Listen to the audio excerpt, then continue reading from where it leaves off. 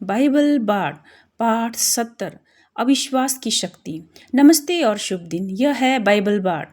एक बार वह होता है जो पारंपरिक ग्रंथों को सुनाने वाला कहानीकार होता है, विशेष रूप से उन परंपराओं में जो मौखिक परंपरा पर आधारित होती हैं। मैं यहाँ बाइबल के साहित्य को सुनाने और समझाने आई हूँ ताकि यह बताया जा सके कि परमेश्वर कौन है और मनुष्य कौन है। आज हम जिस विषय पर ध्यान केंद्रित कर रहे हैं वह है अविश्वास की शक्ति। विश्वास या आस्था की धारणा किसी भी धर्म की नींव है। यह धार्मिक विचारधारा का केंद्र बिंदु है।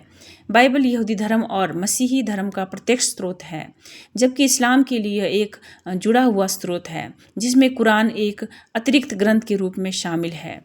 हिंदू धर्म में भगवत गीता अध्याय 4 श्लोक 39 कहती है कि श्रद्धा ही आत्मज्ञान प्राप्ति के लिए आवश्यक है। भक्ति योग में एक व्यक्तिगत ईश्वर में आस्था मोक्ष की प्राप्ति के लिए आवश्यक मानी जाती है। बौद्ध धर्म में श्रद्धा के विषय में अंगुत्तर निकाय 4:50 कहता है कि वह व्यक्ति को दुनियावी 8 हवाओं से अड़िग बनाए रखती है। आज की इस पॉडकास्ट में हम बाइबल के अनुसार ये जानेंगे कि अविश्वास, संशय और संदेह की शक्ति क्या होती है। बाइबल क्या कहती है? इब्रानियों 11:6 में लिखा है, और विश्वास के बिना परमेश्वर को प्रसन्न करना असंभव है, क्योंकि जो उसके पास आता है उसे विश्वास करना चाहिए कि वह है और वह उन्हें प्रतिफल देता है जो उसे खोजते हैं। इस पद में अविश्वास निहित है। अविश्वासी 2 स्थितियों में हो सकते हैं। पहली, वे मानते ही नहीं कि परमेश्वर अस्तित्व में है। दूसरी, वे मान सकते हैं कि परमेश्वर है, लेकिन यह नहीं मानते कि वह खोजने वालों को प्रतिफल देता है। यह स्थिति डियजिम कहलाती है। जैसा कि यिर्मयाह 5:12 कहता है, उन्होंने यहोवा का इनकार किया और कहा वह कुछ नहीं करेगा। अविश्वास का परिणाम यह है कि ऐसा व्यक्ति ना तो परमेश्वर को खोज सकता है और ना ही उसे प्रसन्न कर सकता है। बाइबल के कुछ उदाहरण। पहली, मत्ती 13:58, और उनके अविश्वास के कारण वहाँ बहुत से आश्चर्यकर्म नहीं किए गए। लोगों के अविश्वास ने यीशु की सामर्थ को बाधित किया, या तो वो कर नहीं पाए या उन्होंने करना नहीं चाहा। दूसरी, प्रेरितों के काम 14:2, पर यहूदियों ने जो विश्वास नहीं करते थे अन्य जातियों को उकसाया और भाइयों के विरुद्ध उनके मनों को कुप्रभावित किया।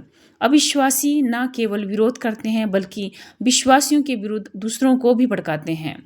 तीसरी, दूसरा कुरिन्थियों 4:4, इस युग के ईश्वर ने अविश्वासियों की बुद्धि को अंधा कर दिया है ताकि वे सुसमाचार के प्रकाश को ना देख सके। अविश्वास को आत्मिक अंधेपन के रूप में दर्शाया गया है।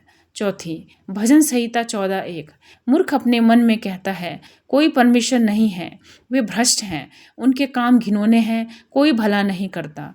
यह पद अविश्वास को सिर्फ अनुपस्थिति नहीं बल्कि नैतिक और आत्मिक पतन का कारण बताता है। पांचवी, याकूब 2:19, तू मानता है कि परमेश्वर एक है, अच्छा करता है। दुष्ट आत्माएं भी मानती हैं और कांपती हैं, यहाँ तक कि दुष्ट आत्माएं भी परमेश्वर के अस्तित्व में विश्वास रखती हैं और उससे डरती हैं। छठवीं, यूहन्ना 3:18, जो उस पर विश्वास करता है वह दोषी नहीं ठहराया जाता, पर जो विश्वास नहीं करता वह पहले से ही दोषी ठहर चुका है, क्योंकि उसने परमेश्वर के एकमात्र पुत्र के नाम पर विश्वास नहीं किया। अविश्वास का अंतिम परिणाम है दोष, निंदा और दंड। सारांश, अविश्वास की सबसे हल्की अवस्था होती है विश्वास की अनुपस्थिति, लेकिन यह नकारात्मक स्थिति वहीं नहीं रुकती, यह एक क्रम में बढ़ती है। पहली, निष्क्रिय अज्ञेयवाद, शायद परमेश्वर है, शायद नहीं, मुझे नहीं पता।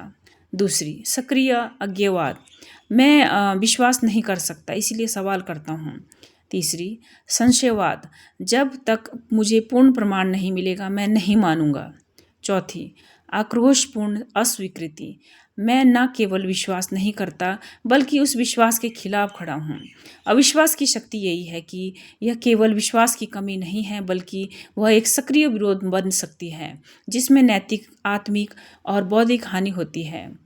देखें पाठ 56, मसीहों पर अत्याचार क्यों होता है। निष्कर्ष, बाइबल बार अन्य धार्मिक शिक्षाओं से अलग है। हम बाइबल को पहले साहित्य के रूप में पढ़ते हैं, इसलिए हमारी पद्धति इंडक्टिव होती है, अर्थात पहले हम डेटा इकट्ठा करते हैं और फिर निष्कर्ष निकालते हैं। अधिकांश धार्मिक सोच डिडक्टिव होती है, जैसे कैल्विनवाद जो ईश्वर की सर्वोच्चता और निर्वाचित मनुष्य की धारणा को प्राथमिक मानता है। बाइबल बार्ड पहले से ही कोई धारणा नहीं मानता। हम हर पद को उसके संदर्भ में जांचते हैं और फिर किसी विषय पर बाइबल की समग्र दृष्टि को समझते हैं। बाइबल बार्ड का उद्देश्य यह नहीं है कि आपको किसी धर्म में बदल दे। यह पॉडकास्ट केवल सूचनात्मक है। हम केवल यह बता रहे हैं कि बाइबल वास्तव में क्या कहती है, विचार, सिद्धांत और दृष्टिकोण। अंत में यह तय करना आपका अधिकार है कि आप उससे सहमत हैं या नहीं। यही है बाइबल पाठ की कार्यशैली। संक्षिप्त पाठ, गहन ध्यान, कोई भटकाव नहीं। बाइबल पाठ को ट्विटर, इंस्टाग्राम और फेसबुक पर फॉलो करें। अपने प्रश्न या सुझाव हमें भेजें BibleBardUS@gmail.com पर। आपसे सुनकर हमें प्रसन्नता होगी। धन्यवाद। आपका दिन शुभ रहे।